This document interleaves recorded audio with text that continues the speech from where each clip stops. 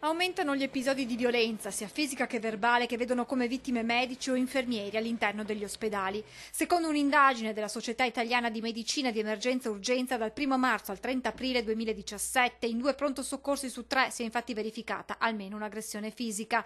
Dati in sensibile aumento quest'anno, sempre secondo l'analisi.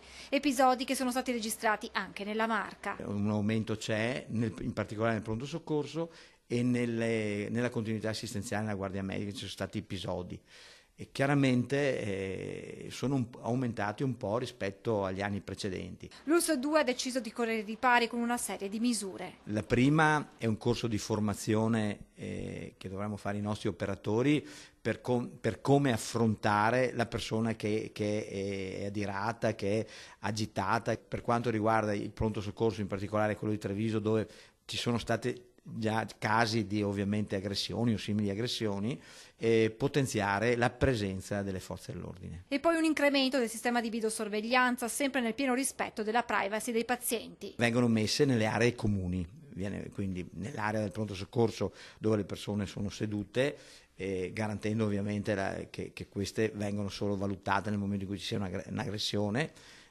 All'esterno delle sedi delle guardie mediche, quando uno suona o bussa, può essere individuato e quindi onde evitare aggressività, e invece nella psichiatria sostanzialmente garantendo la presenza sempre di 2 operatori. Intanto l'ULSS 4 Veneto Orientale ha avviato una sperimentazione di 6 mesi con la dotazione al personale ospedaliero di 200 fischietti contro le aggressioni, un'iniziativa che il direttore Benazzi dice che potrebbe essere adottata anche a Treviso. Deve essere prima portata ai tavoli sindacali sia delle organizzazioni mediche, quindi della dirigenza, sia dell'organizzazione del comparto, perché qualsiasi tipo di introduzione di metodi eccetera deve essere concertata a livello di tavoli sindacali.